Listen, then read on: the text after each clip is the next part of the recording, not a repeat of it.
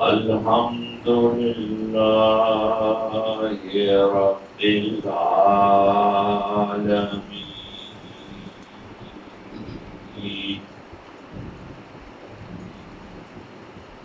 والصلاة والسلام على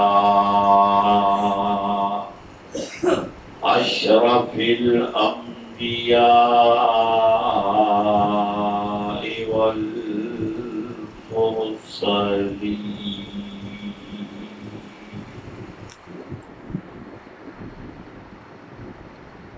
وعلى آله وأصحابه الطيبين الطاهرين،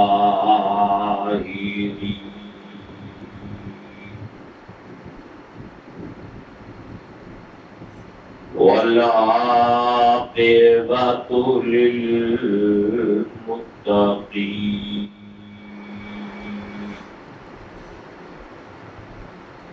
والجنة للموحدين المؤمنين المخلصين، والنار للملحدين والمعاندين والمنكرين،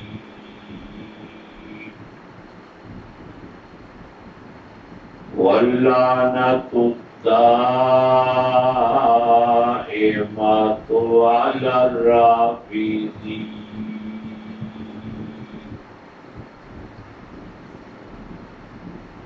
والناسبين والخارجين والسرائين،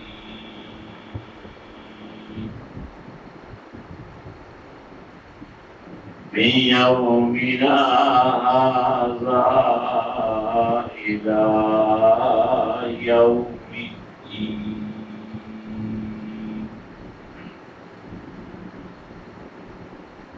قوله الحق وهو أصدق القائلين.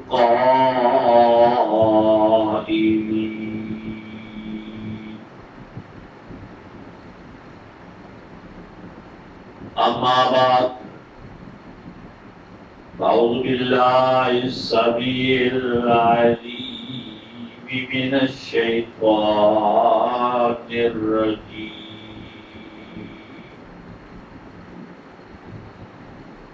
بسم الله الرحمن الرحيم.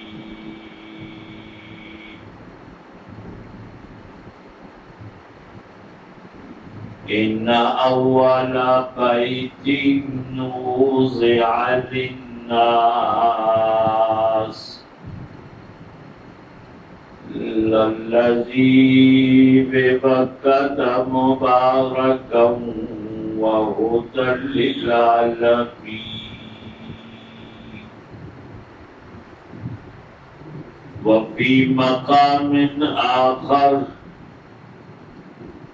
إنما يريد الله ليذهب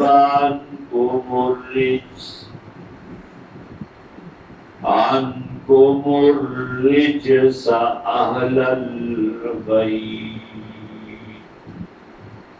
ويطهركم تطهيرا.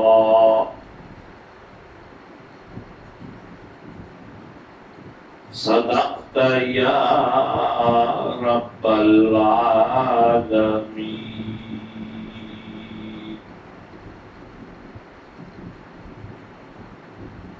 اللهم صل على محمد وعلى آل محمد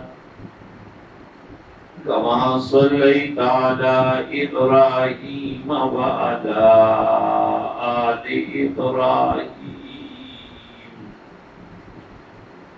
إنك حميد مجيد. اللهم بارك على محمد وعلى آل محمد كما باركت على إبراهيم وعلى آل إبراهيم إنك حميد مجيد. رب اشرح لي صدري ويسر لي أمري واحلل عقدة من لساني يفقهوا قولي. رب زدني علما رب زدني علما وحكما وفهما.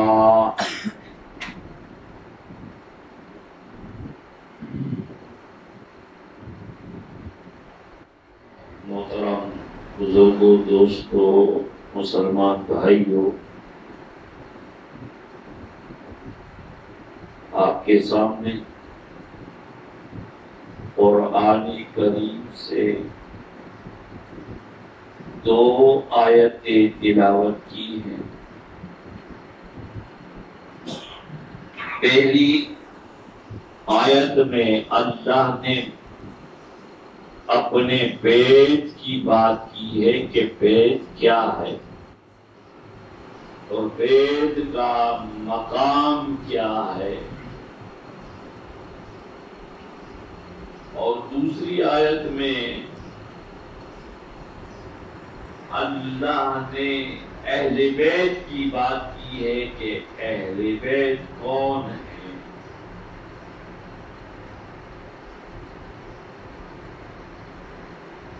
لیکن یاد رہیں اہل بیت صحابہ سے یا صحابیت سے علیحدہ نہیں. سب سے پہلے اہل بیت سے بھی پہلے قرآن اور سنت کی روشنی میں صحابیت ہے.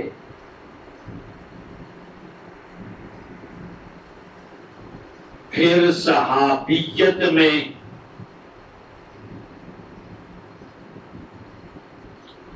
اہل بیت کا ہونا ایک اعزاز ہے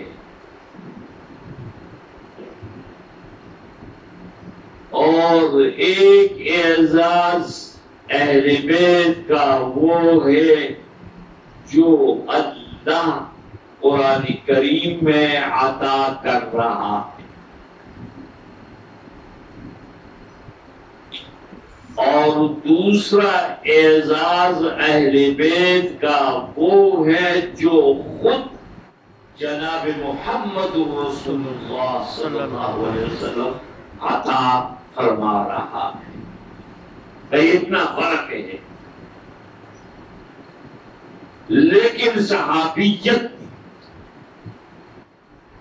کا درجہ سب سے بلند و بالا ہے اور اہل بیت صحابیت کی ایک برانچ ہے، شاخ ہے. اس بات کو سمجھیے، کیونکہ لوگ کہتے ہیں کہ یہ صحابہ کو مانتے ہیں پر اہل بیت کو نہیں مانتے. حالانکہ اہل بیت بھی صحابیت میں شامل ہے، وہ علیحدہ نہیں ہے. صحابیت ہے تو اہل بیت ایک اعزاز ہے. اہل بیت صحابیت سے علیحدہ نہیں ہے، وہ صحابیت کے اندر ہے.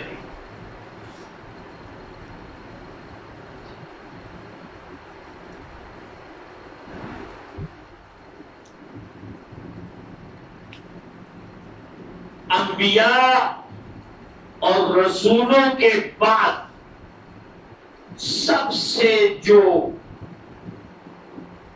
بلند درجہ ہے، رتبہ ہے، مقام ہے، وہ صحابیت ہے۔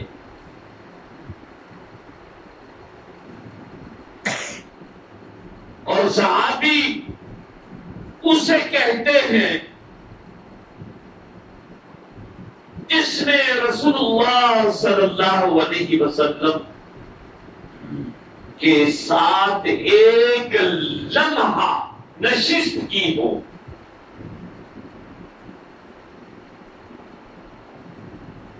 بیٹھا ہو، ہم نشین رہا ہو، ایک لمحہ کیوں نہ ہو، ایمانی کیفیت کے ساتھ، اور اسی ایمانی کیفیت کے ساتھ دنیا سے چلا گیا ہو، اسے صحابی کہتے ہیں۔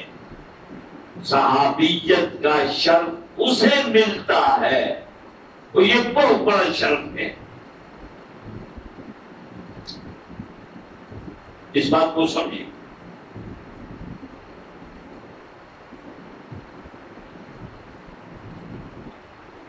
اتحاد سے صحابہ کرام نے بھی ہر قسم کے آدمی، سادہ آدمی، بالکل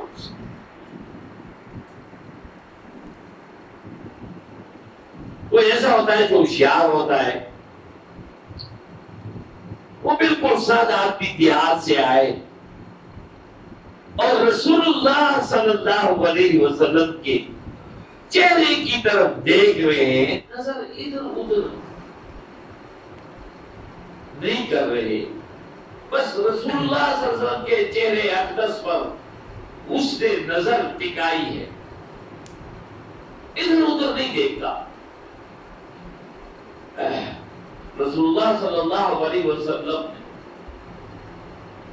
اس کی طرف نہیں دیکھا کہ یہ بیچارہ مجھے بڑا غور سے دیکھ رہا ہے، تو رسول اللہ صلی اللہ علیہ وسلم نے اپنے ساتھی صحابی سے پوچھا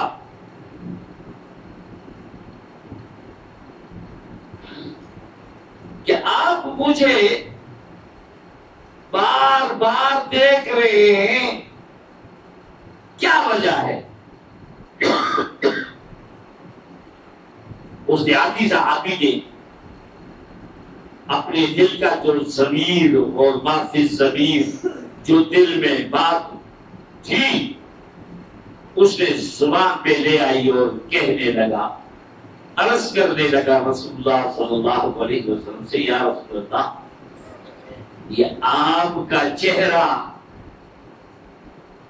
میرا تو دل چاہتا ہے کہ اس کو دیکھتا رہوں، اور اتنا پیارا چہرہ کہ ممکن ہے، یہ اس نے بات بتائی، یہ ممکن ہے کہ پھر کہیں ملاقات نہ ہو جائے اور اس چہرے کے دیکھنے سے میں محروم ہو جاؤں۔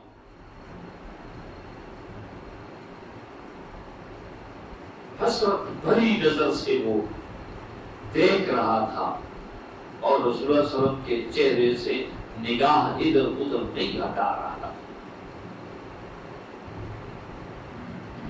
اور دل کی جو اس کی آواز تھی اس نے بتا دی۔ اب یہ ادھر زمین پر گفتگو ہو رہی ہے اور اسی وقت اللہ رب العزت نے جبریل امین کو بھیجا، ایک دیہاتی سادہ آدمی کی بات پر جو رسول اللہ صلی اللہ علیہ وسلم سے کی، اور اللہ نے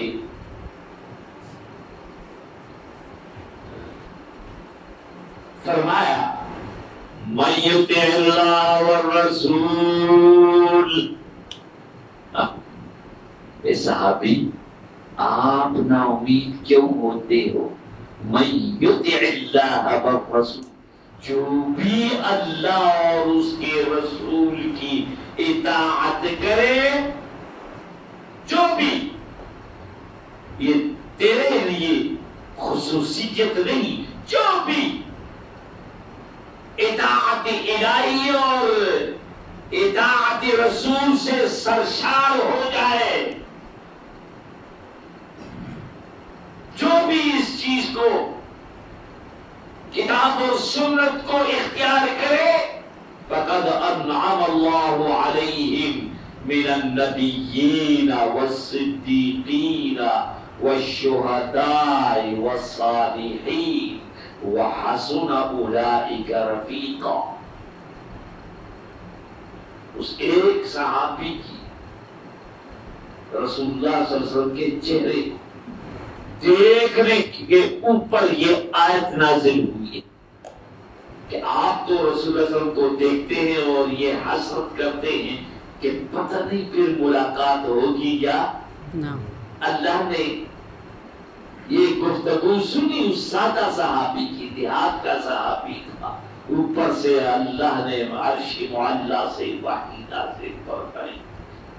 ناراض نہ ہونا، جو بھی اللہ اور اللہ کے رسول کی تابعداری اختیار کرے،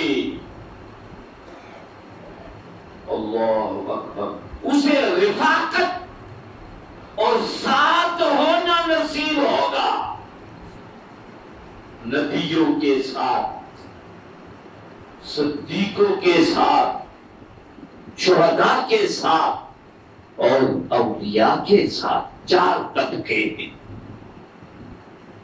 بہت بڑی بات ہے. تو میرے کہنے کا مقصد یہ ہے کہ صحابیت انبیاء کے بعد سب سے بڑا درجہ ہے، اور اہل بیت صحابہ سے علیحدہ نہیں ہے، وہ صحابہ میں سے ایک اعزاز ہے اہل بیت کا ہونا.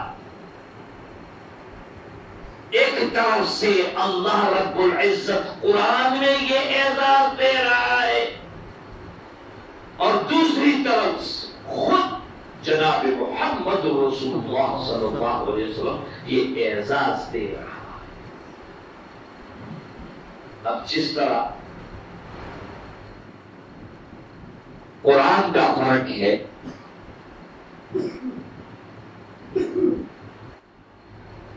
اور یعنی اللہ کا فرق ہے اور رسول کا فرق ہے، واضح فرق. اسی طرح انبیاء اور رسولوں کے بعد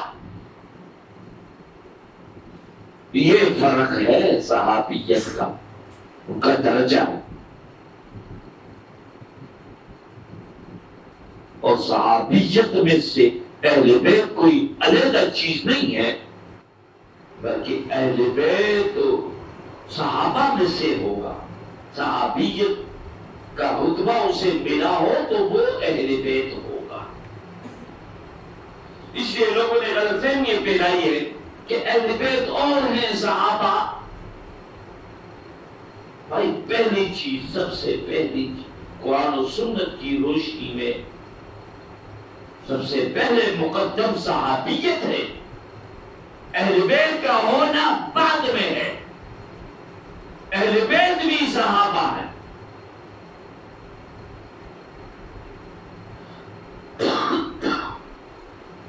اور پھر تمام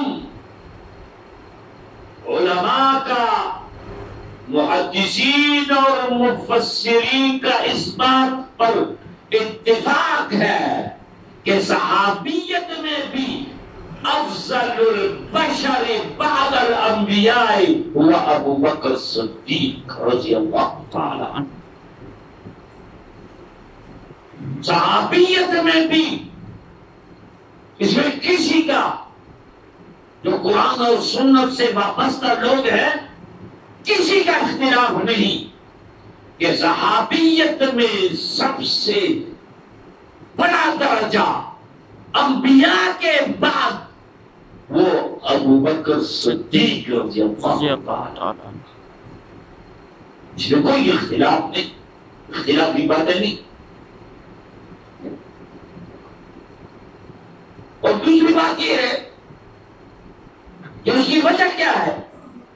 وجہ یہ ہے کہ ابو بکر صدیق رضی اللہ تعالی عنہ قرآن کی زبان میں صحابی ہے، یعنی اللہ نے گواہی دی ہے قرآن میں کہ آپ نبی کے ساتھی ہیں، چاہے غار میں ہو چاہے مزار میں، رفاقت سے چھوڑی نہیں۔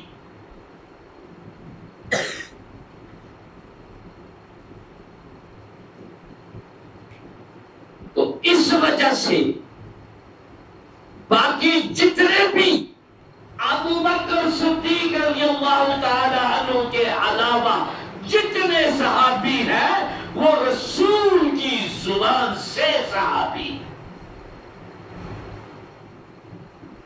اور قرآن نے کہہ دیا اِذْ يَقُولُ لِصَاحِبِهِ لَا تَحْزَنْ،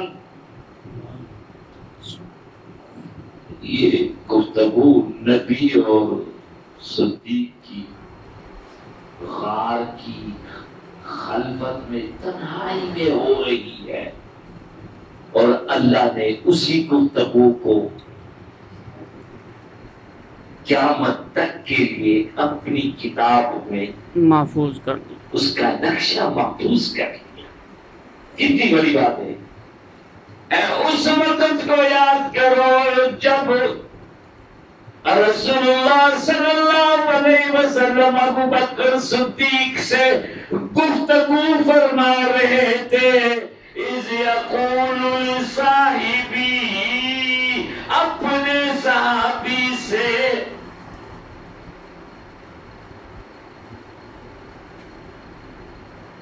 اب لوگ کہتے ہیں کہ بھئی قرآن میں تو اصحاب النار بھی آیا ہے، یعنی آگ کے صحابی۔ ٹھیک ہے، قرآن میں وہ آگ کے صحابی ہیں، وہ لوگ ہیں جو قرآن اور سنت کے منکر ہیں، لیکن یہ ہے لصاحبہ جو نسبت ہے رسول کی طرف، کہ رسول کا ساتھی، کیا رسول کا ساتھی آگ والا ہوگا؟ نہیں نہیں، نسبت ہے رسول سے، اور جس چیز کی نسبت رسول کے ساتھ ہو جائے، اللہ اکبر، بڑی بات ہے۔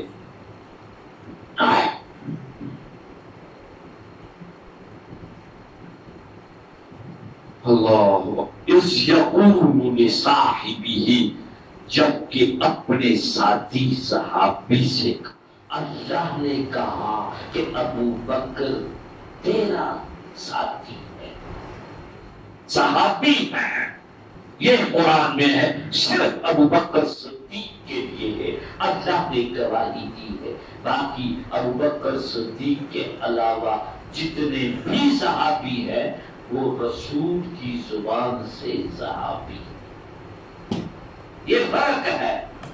اور فرمایا تنی تنہائی دونوں خلوت میں گفتگو ہو رہی ہے، اور کیا فرمایا؟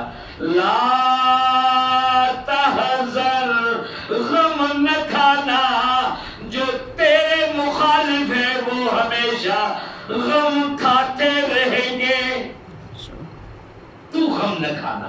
اللہ، بڑی بات۔ اور تیرے جو مخالف ہے نا انہیں ہمیشہ غم لاحق ہوگا، جو آپ کے دشمن ہیں، یہ قرآن میں اللہ نے فرمایا، ہماری بات ہے، کوئی کہانی ہے،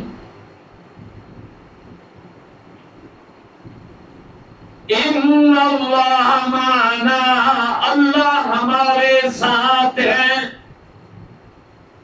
ہر وقت ساتھ ہے۔ ایک بھائی نے، میں جس وقت آ رہا تھا وضو کر لیا، ایک بھائی نے کہا کہ شرک کی بھی بات ہے۔ اللہ اکبر، جہاں شرک کی بات ہوگی وہاں توحید کی بھی بات ہوگی۔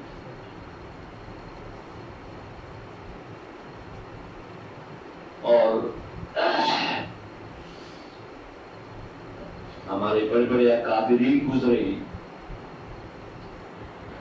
شیخ القرآن غلام اللہ خان رحمہ اللہ سے کسی نے پوچھا، سوال کیا، کیونکہ ان کا یہ قرآن میں مہارت تھی، ہر کسی کا اپنا اپنا وہ ایک تجربہ ہوتا ہے۔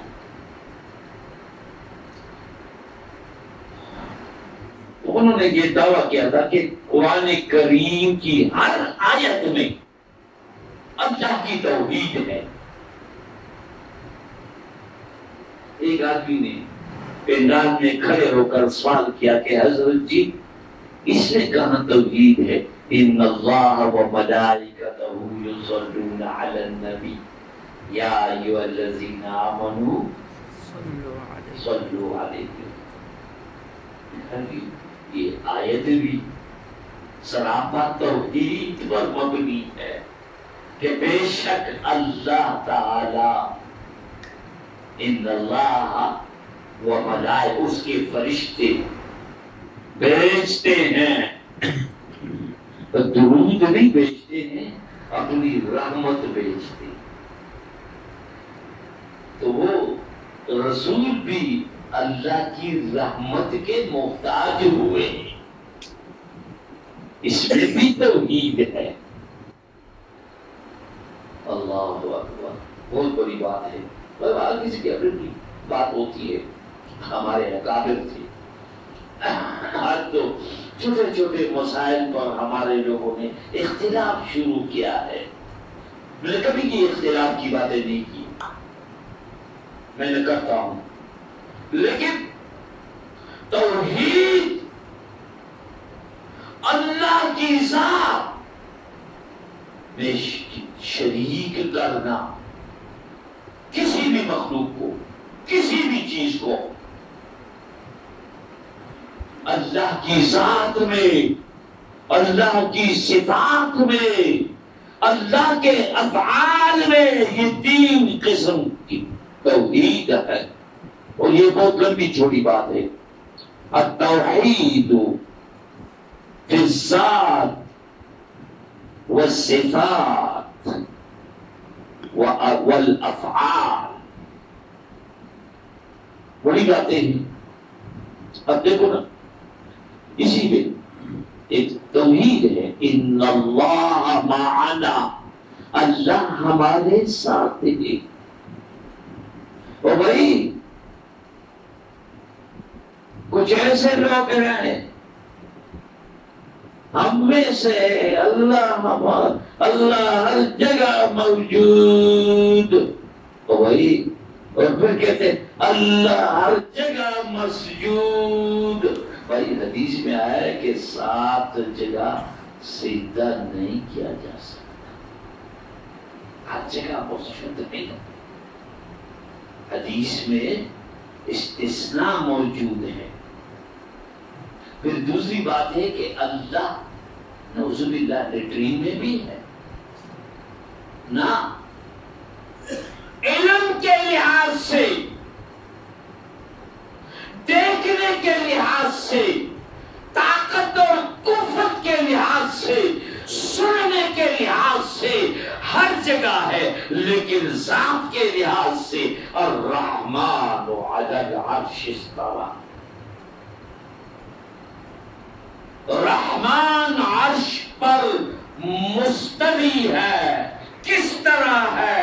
ہمارے تمام اکابرین اور جنہوں نے عقائد کی تعریف کی ہے، عقیدۃ الطحاویہ اور دیگر کتابیں ہیں، تو کس طرح مستوی ہے؟ کیفیتہ مجہول، اس کی کیفیت مجہول ہے، کما یلیق بشأنہ، جو اس کی شان کے لائق ہو۔ وہ دیکھتا ہے، ہمارے جیسے نہیں دیکھتا۔ ہمارے پاس آلے ہیں، ہماری آنکھیں ہیں، آنکھوں کے ذریعے سے دیکھتے ہیں۔ اللہ کی آنکھیں نہیں ہیں، وہ تمام کائنات کو دیکھ رہا۔ ہمارے وہ سن رہا ہے، ہم بھی سن رہے ہیں۔ ہمارے سننے میں یہ ہم محتاج ہیں، آلات کے محتاج ہیں۔ اللہ آلات کے محتاج نہیں۔ ہم ایک آدمی کی بات کو سنیں گے، جب باتیں ڈبل ہو جائے گی پھر نہیں سنیں گے۔ اللہ ایسی ہزاروں زبانوں کو بیک وقت سنتا بھی ہے اور سمجھتا بھی ہے۔ تو فرق ہے بابا، ان اللہ معنا، اللہ ہمارے ساتھ ہے، طاقت کے لحاظ سے، دیکھنے کے لحاظ سے، سننے کے لحاظ سے ہمارے ساتھ ہے، ہر جگہ ہے، پر ساتھ ہے۔ آپ نماز پڑھتی، میں زیادہ تشریح نہیں کرتا، توحید کو سمجھے۔ آپ نماز پڑھتے ہیں، جب آپ رکوع میں ہوتے ہیں تو اللہ آپ سے کیا کہلواتا ہے؟ سبحان ربی العلی، پاک ہے میرا پروردگار جو بڑا ہے۔ لیکن آپ سجدے میں گئے، انتہائی پستی کا مقام ہے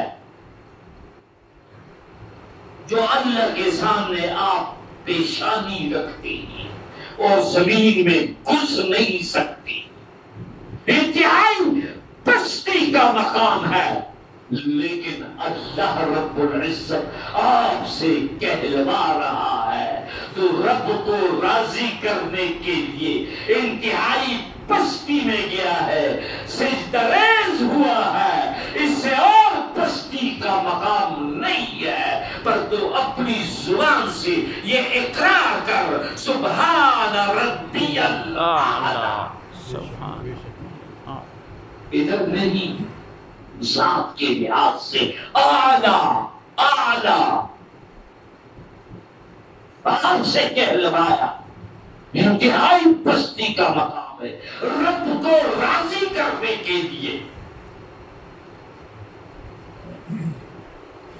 تو جتنے بھی یہ مصیبت ہے کہ دوسرے لوگوں نے یہ اللہ کی ذات ہے یا صفات ہے یا افعال ہے، سب مخلوق کو دیے ہیں، اور اللہ کو نعوذ باللہ مدلوج بنایا ہے۔ اللہ کچھ کر نہیں سکتا، کچھ کرتا ہے تو جی یہ جو ہمارے محبوب بنتے ہیں نا، ہم نے اپنی طرف خواہش کے مطابق پسند کر لیے ہیں، یہ سب کچھ کرنے والے یہی ہے، یہی مشکل کشا حاجت روا ہے۔ یہ بیماری باقی اس پر میں تفسیر کروں گا، لیکن دیکھو میں نے بات کی ہے کہ صحابیت بلند درجہ ہے، اور اسی بے سے اہل بیت کا علیحدہ نہیں ہے۔ لوگ ہم پر الزام لگاتے ہیں کہ تم اہل بیت کو نہیں مانتے۔ بھئی اہل بیت تو صحابی ہوتا ہے، ایک اعزاز ہے اہل بیت کا ہونا، جو قرآن میں اللہ دے رہا ہے، کن کو دے رہا ہے، اور ایک اعزاز اہل بیت کا خود جناب محمد رسول اللہ صلی اللہ علیہ وسلم دے رہا ہے، اور کن کو دے رہا ہے یہ میں نے آپ کو بتانا ہے۔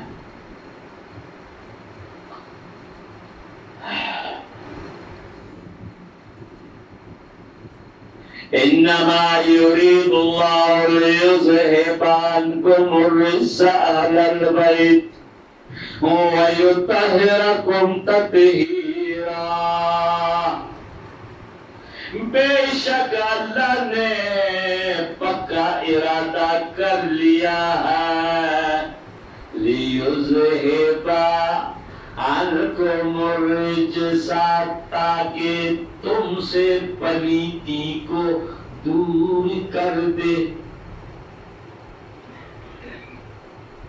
جب پلیتی دور ہو جائے گی پھر تم اہل بیت بنو گے.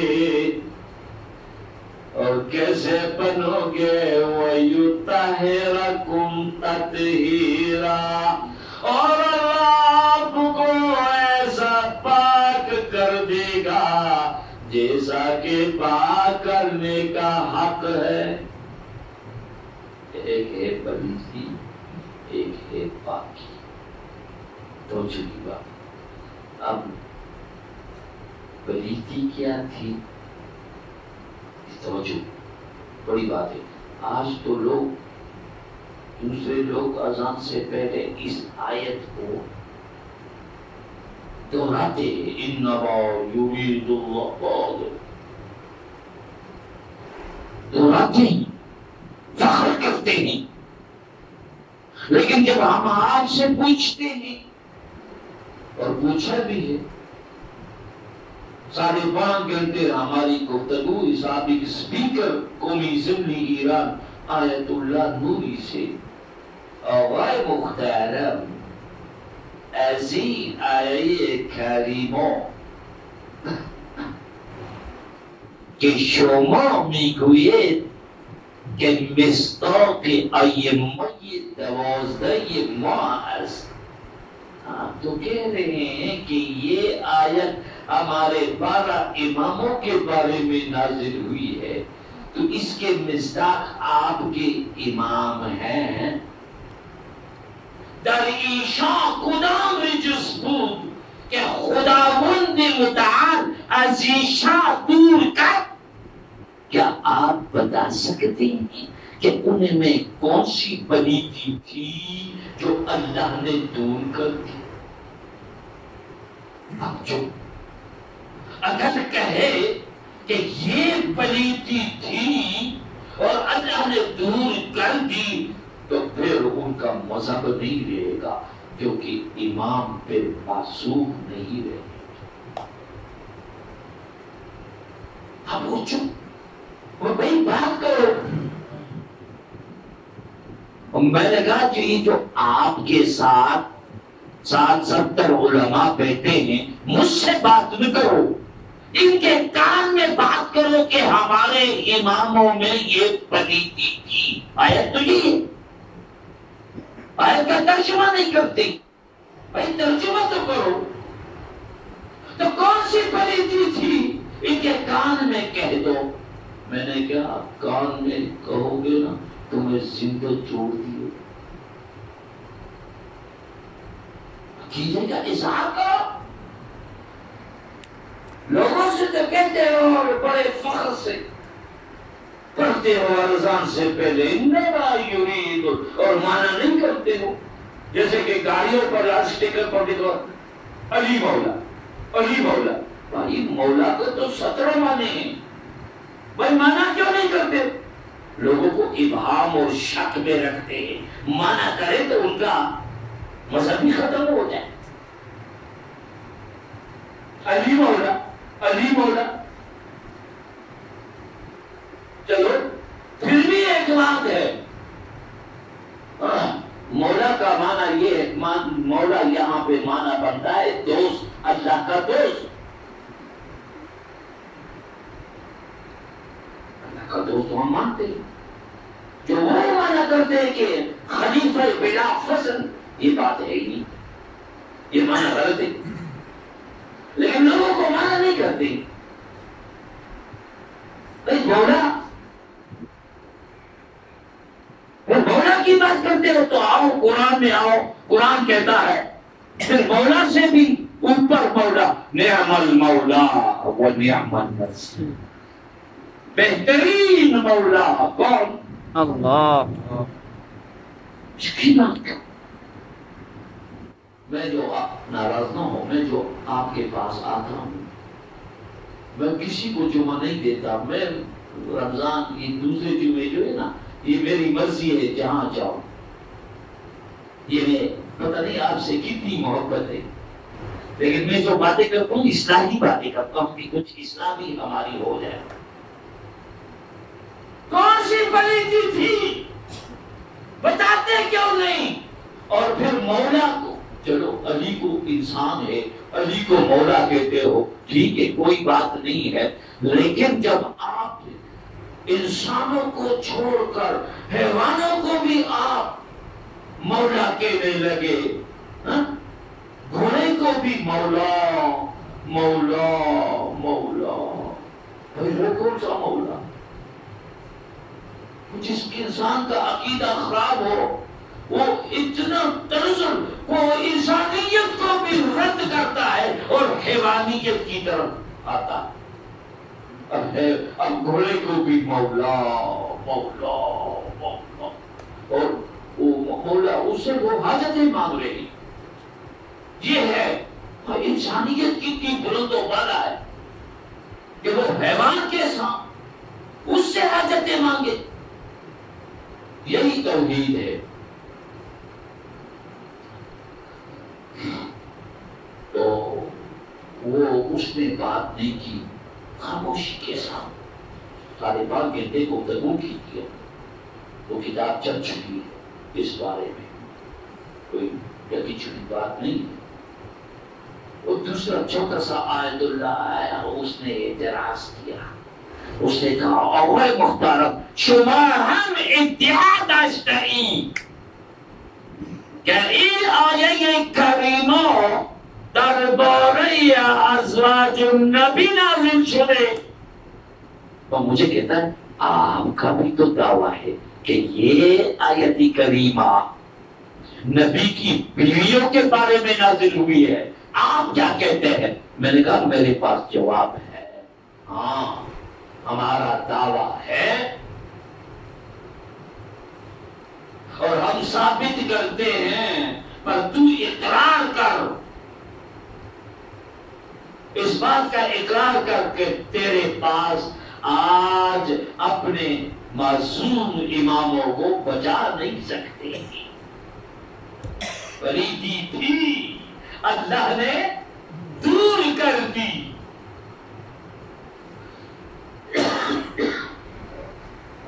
اس کا مطلب تھا کہ کوئی سے جو بات کرے گا نا نبی کی بیویوں کے بارے میں، تو میں بھی کہوں گا جی ہم بھی اسی طرح مانتے ہیں. لیکن میں نے کہا نہیں، تو ایسا نہیں کہے.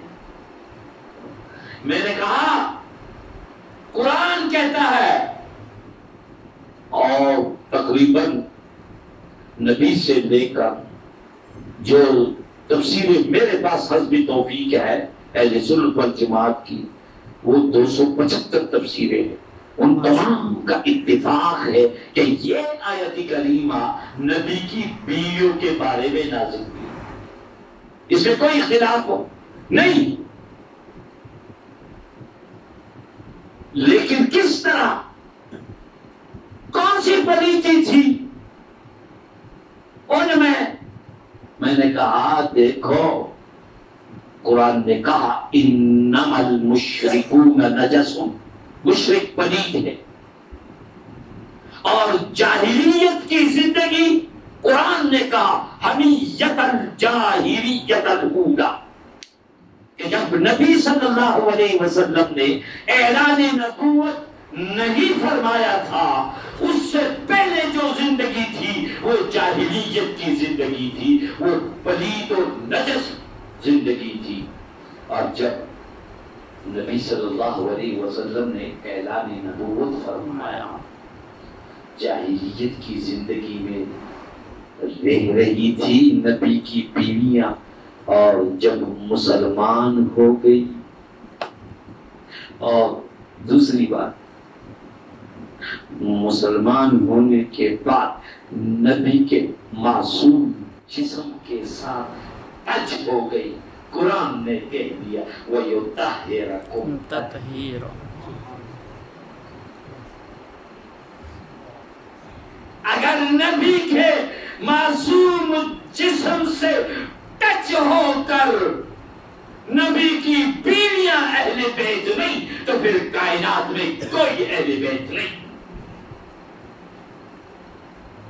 تو تب قرآن نے کہا، تو تب تم یوں کہو کہ ہمارے اماموں ایسے تھے، ہمارے امام تو پہلے سے مومن تھے، انہوں نے تو اسلام لایا ہی نہیں۔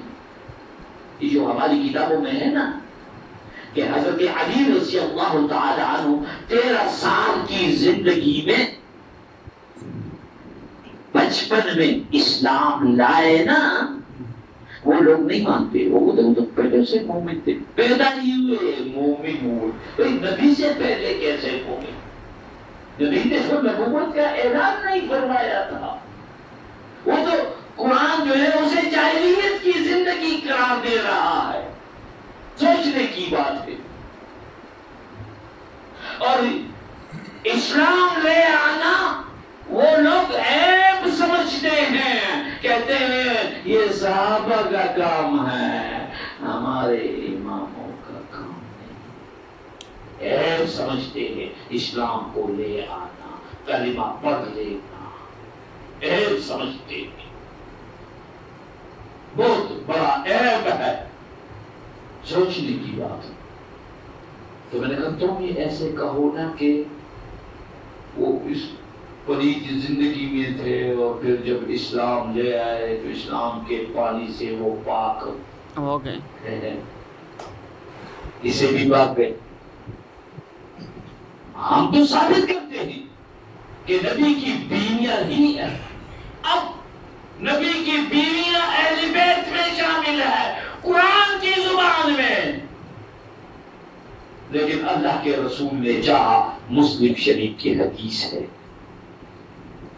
کچھ اور لوگ بھی اہل بیت میں ہونا چاہیے، یہ ان کے دل کی خواہش تھی۔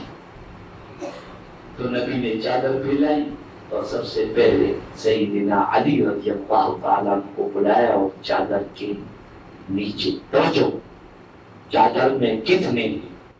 پھر سیدہ فاطمہ رضی اللہ تعالی عنہا کو بلایا چادر کے نیچے، پھر سیدنا حسن رضی اللہ تعالی، پھر سیدنا حسین رضی اللہ بلایا اور چادر کے نیچے۔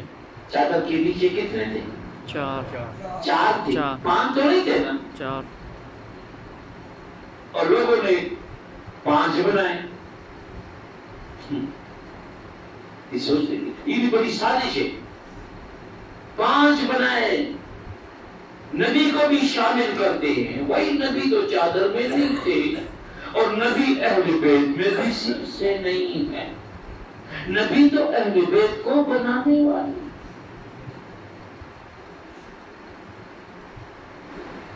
نبی صلی اللہ علیہ وسلم اہل بیت میں سے نہیں، اللہ نے اسے رسالت اور نبوت کا اتنا بڑا منصب عطا فرمایا ہے، اسے اہل بیت میں شامل ہونے کی ضرورت کیا ہے؟ یہ تو نبی کی توحید ہے۔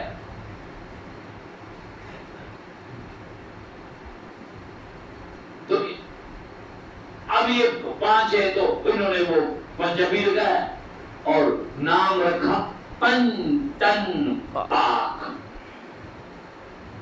تو پتہ چلا یہ تینوں الفاظ فارسی کے ہیں، یہ اصطلاح اگر پن تن پا تینوں الفاظ فارسی کے ہیں اور یہ اصطلاح ایران سے آئی ہے، یہ اصطلاح نہ مکے کی ہے نہ مدینے کی ہے، نہ قرآن کی ہے نہ سنت کی ہے،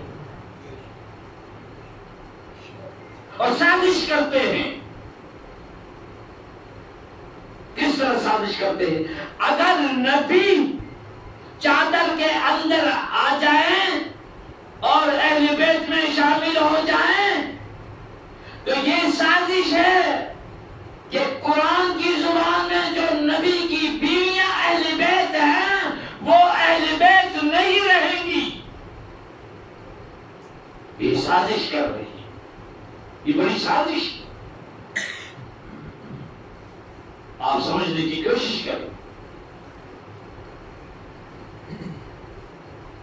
اور ان کا 500 سال تک ہجری ایک نظریہ تھا، اور 500 کے بعد دوسرا نظریہ اہل بیت کے بارے میں بنا۔ پہلے 500 سال تک ان کے تمام علماء اس بات پر متفق ہے، اور 500 سال کے بعد کچھ دارالندوہ میں قم میں کچھ علماء بیٹھے، انہوں نے کہا وہ یہ 5 ہے، یہ 500 سال کے بعد دوسرا نظریہ بنا۔ توجہ کہ یہ جو 12 امام ہیں یہ بھی اہل بیت میں شامل ہے 500 سال کے بعد۔ یہ دو نظریے ہے، پہلا وہ نظریہ 500 سال تک وہ بھی غلط، اور 500 سال کے بعد یہ بھی غلط۔ تو اللہ کے رسول دعا مانگی، جب یہ آگے چاروں نا تو اللہ کے رسول نے اللہ کی بارگاہ میں عرض کیا، مسلم شریف کی حدیث ہے، اللہم ہؤلاء اہل بیتی۔ بھائی اس کا جو عام معنی ہے نا، جو مفہومی ترجمہ کریں گے نا تو مفہومی ترجمہ یہی ہوگا، یا اللہ ان کو بھی اہل بیت میں شامل فرما۔ اگر آیت کہ وہ کہتے ہیں نا کہ آیت ان کے بارے میں نازل ہوتی تو نبی کو چادر پھیلانے کی ضرورت کیا تھی، اور نبی کو دعا مانگنے کی ضرورت کیا؟ ضرورت نہیں۔ پتہ چلا قرآن کی زبان میں نبی کی بیوی اہل بیت ہے، اور نبی کی زبان سے یہ چار اہل بیت۔ سبحان اللہ، بے شک۔ ایک اور بات دیکھو، ہم کہتے ہیں اہل بیت کو ہم مانتے ہیں کہ حضرت علی رضی اللہ تعالی عنہ کی 19 بیٹیاں 18 بیٹے وہ بھی اہل بیت ہیں، وہ بھی اہل بیت ہیں، اہل بیت ہے۔ پھر ان کی اولاد بھی اہل بیت، اہل سنت والجماعت کا عقیدہ ہے۔ پھر ان کی اولاد اہل بیت، حسن کی اولاد، حسین کی اولاد رضی اللہ تعالی عنہ، ان تمام کی اولاد، پھر ان کی اولاد، پھر ان کی اولاد، یہ سلسلہ قیامت تک چلے گا۔ لیکن وہ کہتے ہیں کہ علی کی بیٹیاں اور علی کے بیٹے اہل بیت میں شامل نہیں۔ اندازہ لگاؤ یار، عجیب بات کرتے ہو، تمہارے پاس دلیل کیا ہے؟ دلیل تو ہے نہیں۔ اگر علی کی اولاد اہل بیت نہیں تو پھر آپ ہمیں بھی سمجھائے یہ کالے گولے یہ سادات کہاں سے آئے، یہ چمکنے والے چہرے دیکھ رہے ہو نا، سادات کہتے ہیں سید کی ذات سلام ہے۔ بھائی یہ کالے گولے اگر علی کی اولاد اہل بیت نہیں تو پھر یہ کہاں سے آئے؟ ایسی منطق، الٹی منطق، کسی بات پر نہیں آتے، بس پروپیگنڈا کیا اہل بیت اہل بیت اہل بیت، اور یہ لوگ اہل بیت کو نہیں مانتے، الزام لگاتے۔ اس لیے میں کہتا ہوں کہ رسول اللہ صلی اللہ علیہ وسلم کی ذات بذات خود اہل بیت میں نہیں، بلکہ وہ اہل بیت کو بنانے والے، اہل بیت کے قائد ہے، اہل بیت میں سے نہیں۔ ایک اور بات کرتے ہیں، جو ہمارے علماء کہتے ہیں جی بس کہ رسول صلی اللہ علیہ وسلم جس وقت دنیا سے جا رہے تھے تو انہوں نے وصیت کی ترکت فیکم امرین ان تمسکتم بہما لن تضلوا بعد.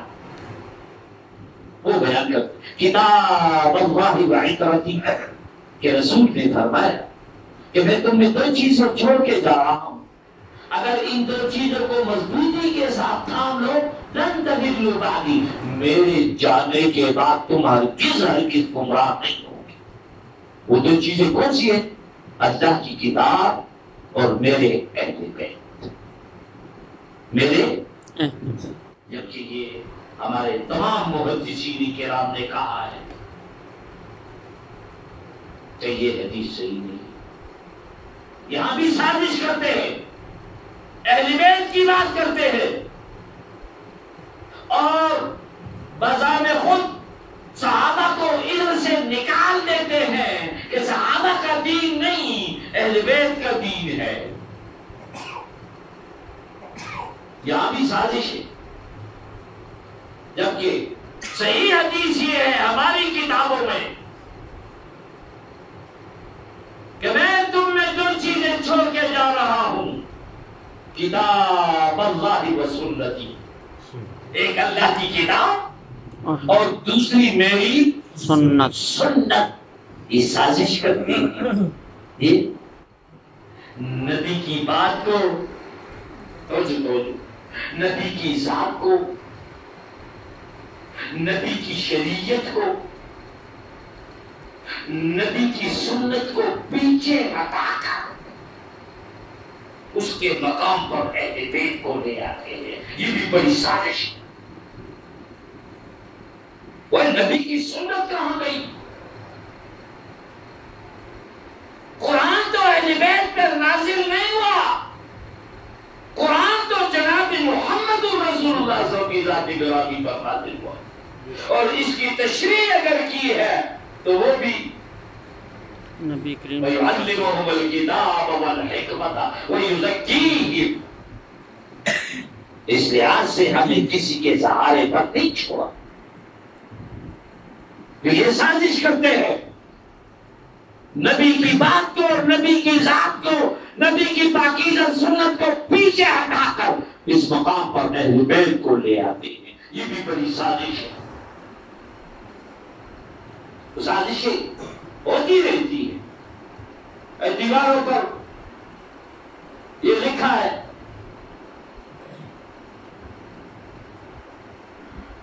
ہمیں ہماری اصلاح ہونی چاہیے چاہے ہم نے غلطی ہو.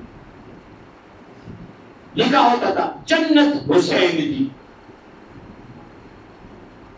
آپ نے دیکھا ہو تو کچھ ہمارے لوگوں نے اس کے جواب میں لکھا جنت صحابہ کی. وہ بھائی اگر وہ جہالت سے کام لے گی، تم کیوں جہالت سے کام لیتے ہو؟